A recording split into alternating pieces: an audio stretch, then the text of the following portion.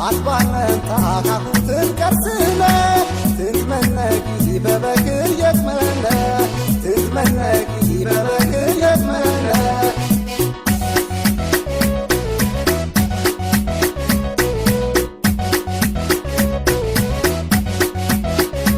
ለካኑ ልጅ ለማቸና አሽንኪቻ ትክነተና የዚህ ትምህርት ቤት ስም ሲነሳ በርካቶች የልጅነት ትዝታቸው የሚያስታውሱበት ነው።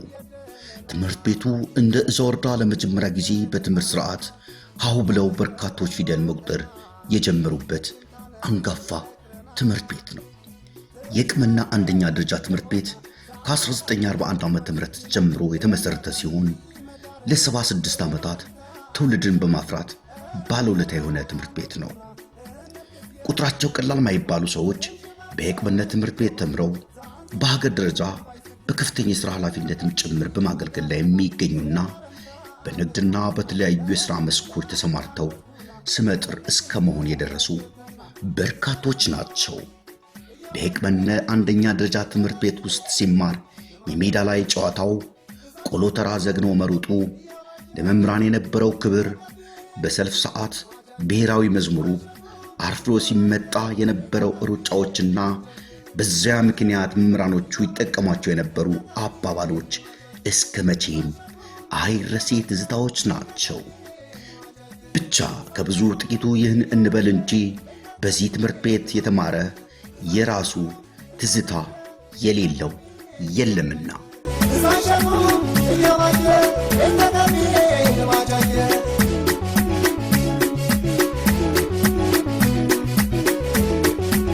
የቅመና ትምህርት ቤት በእዣና በአካባቢ የሚገኙ አጎራባች ወረዳዎች ለሚገኙ የማህበረሰብ ክፍሎች ትልቅ ባለውለታና አንጋፋ ትምህርት ቤት እንደሆነ ምስክር አያሻውም። ትምህርት ቤቱ በርካቶች አስተምሮ ለቁም ነገር ያብቃ እንጂ ጥቂት በጣት የሚቆጠሩ የራሳቸው ድርሻ ከመጎጣት ባለፈ ዞር ብለን ውለታው ለመመለስም ይሁን ለማስታወስ እንኳ ጥረት አላደረግንም ብንል ማጋነን አይሆንም።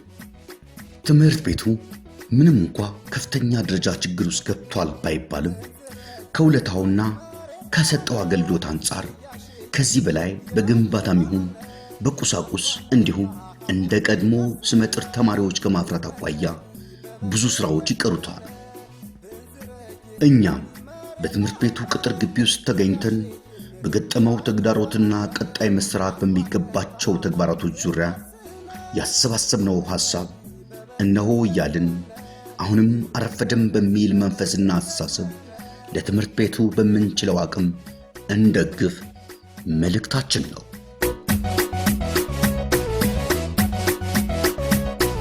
ይደቃቸው ጋር ባላለው የዚህ ትምህርት ቤት ተሰበምን ነኝ። ያው በኃላፊነት መጥቼ ማግኘት ከጀመርኩ በቅርብ ጊዜ ይሆናል ማለት ነው። ስለዚህ አሁን እንዳጠቃላይ ትምህርት ቤታችን ይሄ የቅመና አንደኛ ደረጃና መካከለኛ ደረጃ በሚባል መዋቅር ውስጥ ያለ ትምህርት ቤት ነው። ይህ ትምህርት ቤት በጣም ካሉ የእዣ ወረዳ 38 አንደኛ ደረጃ ትምህርት ቤቶች አንጋፋው የመጀመሪያ ትምህርት ቤት መሆኑ ይታወቃል። ታሪኮች በርካታ ዶክመንቶች እንደሚያወሱት በ1941 ዓመተ ምህረት እንደተቋቋመ ይታወቃል። በዚህ ትምህርት ቤት ውስጥ ከጉራጌ ዞን ማለት በሚቻል መልኩ በሞራክሊ ወረዳ፣ በሻሃ ወረዳ፣ በእዣ ወረዳ አጎራባች ወረዳዎች ሁሉ ያሉ ተማሪዎች እዚህ ትምህርት ቤት መጥተው እንደተማሩ መረጃዎችም ታሪኮችም ያስረዳሉና ስለዚህ አሁን ይሄ ትምህርት ቤት እንደሚታወቀው እንደሚታየው አጠቃላይ ገጽታው በዚህ በመረጃው የሚያሳይ እንደተጠበቀ ሆኖ እንዳጠቃላይ ግን አሁን እንደ ትምህርት ቤት በጣም ውስጣዊ ውጫዊ ችግሮች የለየናቸው ችግሮች አሉ። መምህር ክብረዋጋ ማር እባላለሁ። የተማርኩት ከ5ኛ እስከ 8ኛ ክፍል እዚህ የቅመና ሙሉ አንደኛ ደረጃ ትምህርት ቤት ነው። እንግዲህ ከ1972 ዓመተ ምህረት ጀምሮ እዚህ ትምህርት ቤት ነው እስከ 1979 ድረስ እዚህ ትምህርት ቤት ከአንደኛ እስከ 8ኛ ክፍል እዚህ ትምህርት ቤት ተምሬያለሁ። በዛ ጊዜ የነበረው እጅግ በጣም ከእዣ ወረዳ ካሉ ትምህርት ቤቶች እጅግ ታዋቂ ከላይ ከወርት ላይ ይነፈረስ ላይ ደጋ አካባቢ ከአክሊል ከታች ዝግባቦቶ አካባቢ አጠቃላይ ከ1 እስከ 8 ይማር የነበረው በጣም በርካታ ተማሪ ነበር እጅግ በጣም ትልቅ ትምህርት ቤት ነበረ። ከዛ በኋላም በብዙ መልኩ ብዙ ስራዎች ተሰርተዋል። ነገር ሀብቴ ደምስ ይባላልው የተማርኩት እዚሁ የቅመና ሙሉ አንደኛ ደረጃ ትምህርት ቤት ያው ከዚህ በፊት ከህፃንነት ጀምሬ አንደኛ ክፍል ጀምሬ የተማርኩት እዚሁ የቅመና ነው። ምናልባት በዛሽ ሰዓት ስንማር የነበረው በርካታ ትምህርት ቤቱ አንጋፋ ትምህርት ቤት እንደመሆኑ መጠን ያው ለእዣ በሙሉ መሰረታዊ ነው። ከምሁር አክሊል ጀምረው መጥተው ከኛ ጋር የሚማሩና ከደጋው ፓርት በሙሉ እኔም ባለሁበት ሰዓት ሌላ ትምህርት ቤት በአቅራቢያ ስላልነበረ ያው ከ1 እስከ 8 ሆኖ ለብዙዎች መሰረት የጣለና ብዙዎች እኔም ስማር እኔም ያስተማሩኝ መምህራን ከኔ ቀደምት እዚሁ ትምህርት ቤት ተምረው የወጡና ያስተማሩኝ ነበሩ።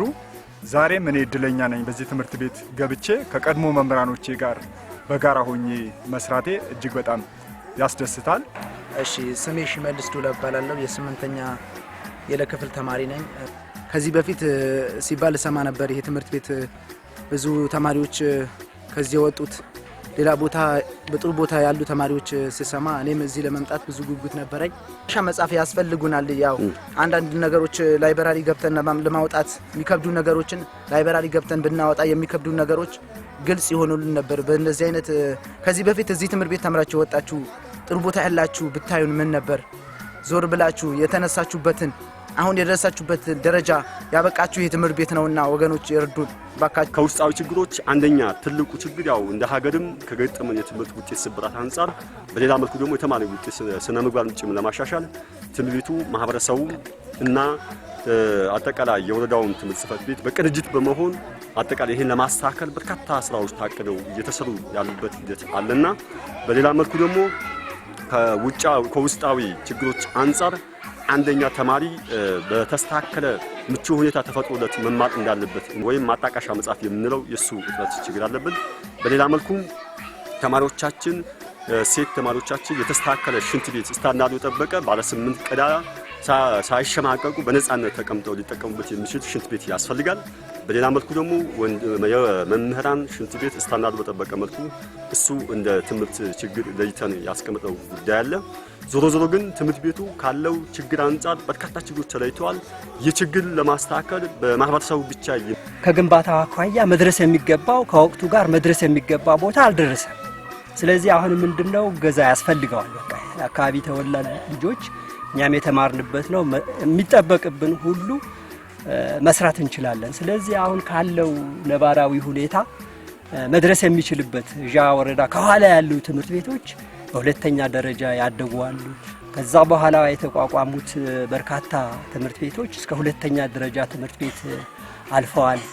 ስለዚህ ይሄ ትምህርት ቤት እንግዲህ አካባቢ ተወላጅ አካባቢ ማህበረሰብን መደገፍ በሚገባው መልኩ ደግፎ ወደ ሌላ ተቋም በግንባታ የሚያንሰው ነገር አይደለም። ወደ ተቋምነት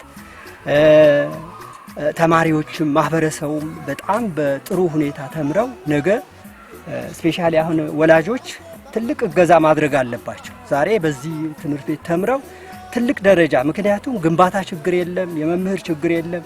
አንዳንድ ተማሪዎች ትንሽ ያቀም ችግር አለባቸው። በቃ ሆኖም ግን ትምህርት ቤቱ በሚጠበቅ ልክ ማደግ በሚገባው ልክ አላደገም። ከኋላው የመጡ ሌላ ትምህርት ቤቶች በየአቅራቢያው ስለተከፈተ ያው የተማሪ ቁጥር ያኔ በበርካታ ቁጥር ነበር። ዛሬ የተማሪ ቁጥር ቢቀንስም ማደግ በሚገባው ልክ አላደገም። ትምህርት ቤቱ አቅም ያለን ሁሉ በዚህ የተማረን ሁሉ የበኩላችን አስተዋጽኦ ብናደርግ ከዚህ የተሻለ አሁን ያለው ትውልድ ከኛ በተሻለ መልኩ የበለጠ እድለኛ ሆኖ ማቴሪያል ተሟልቶለት በግብአት የበለጸገ ሆኖ የሚጠበቀው የሚፈለገው የትምህርት ውጤት ጥራቱን በጠበቀ መልኩ ለማስተማር ያው የሌሎችም ድጋፍ የበኩላችን አስተዋጽኦ ብናደርግ የተሻለ ለውጥ ይመጣል የሚል እምነት አለኝ። ያው ጥሩ ያለው ጥሩ ቦታ ነው ያለው። የበለጠ በማቴሪያሎች የምንደግፍበት አግባብ እርስ በርሳችን ብንተጋገዝ ብንረዳዳ ውለታውን ብንከፍል ቀድመን ተምረን ጥሩ ደረጃ ላይ ያለን ሰዎች ዛሬ ለትምህርት ቤቱ የተሻለ ነገር ማድረግ ይጠበቅብናል የሚል መልእክት አስተላልፋለሁ። እሺ ያው ዋና የተቋሙ ወሳኝ ችግሮች ብለን የለየናቸው በተማሪ ውጤት ላይ እና ስነምግባር ጉዳይ ላይ አዎንታውና አሉታዊ ተጽዕኖ ያሳድራሉ ብለው የለየናቸው ችግሮች አንደኛ ቅድም እንደገለጽኩት ከአዲሱ ስርዓተ ትምህርት ሊገናኝ የሚችል ማጣቀሻ መጽሐፍ እጥረት አለብን።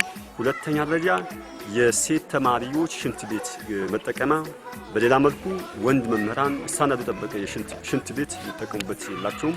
በሶስተኛ ደረጃ መማሪያ ክፍሎች መስኮት፣ በር እና የልሾ በርካታ ጥገና ያስፈልጋል። ይህን ጥገና በባለሙያ ሲጠና እስከ ሚሊዮን የሚጠጋ በጀት እንደሚጠይቅ ይታወቃል። በሌላ መልኩ ደግሞ እንደ ትምህርት ቤታችን የተማሪዎች የስፖርት ሙሉ ትጥቅና የስፖርት ማቴሪያሎች ግብአት ችግር አለብን። በሌላ መልኩ ደግሞ የሳይንስ ትምህርቶች አፓራተስ፣ ኬሚካል የነሱ ነጥቦች አለብን። እነሱ ወደማምረው ያው በተማሪ ውጤትና ስነ ምግባር ላይ ከፍተኛ ተጽዕኖ አሳድራሉ ብለን የለየናቸው ችግሮች ናቸው። እንደ ማህበረሰብ ዘንድ ከማህበረሰብ በተከታታይነት ያለው ውይይት ተደርጓል። እንደ ትምህርት ጽሕፈት ቤትም በመቀናጀት ከትምህርት ጽሕፈት ቤትም ጋር የሚወክሉ ድርሻ ከመጽሐፍ አሰባሰብ ከመብት አሰባሰብ ጋር የሚሰሩ ስራዎች አሉ። ስለዚህ በዋናነት ግን ተማሪ የተሻለ ውጤት ለማምጣት የተስተካከለ ትውልድ ለመፍጠር ቀጣይ ይህን አካባቢ ይህን ወረዳ ይህን ሀገር ሊተሸከም የሚችል ተማሪ ለማፍራት ከወዲሁ በስነ ምግባር በውጤት የተስተካከለ ተማሪ ለማፍራት አጠቃላይ ባለሀብቱም ምሁሩም የአካባቢው ተወላጁም ጭምር የበኩሉ ድርሻ እንዲወጣ ከልብ በትምህርት ቤቱ ስምም በማህበረሰቡም ስም በኔም ስም መጠየቅ እፈልጋለሁ። አመሰግናለሁ። አጥባነታ ካቁትን ቀስነ ትትመነቂ በበክር የትመነ ትትረክ ከማኒ መሬባነ ይያሽክ ንክም ቢያኬባነ አጥባነታ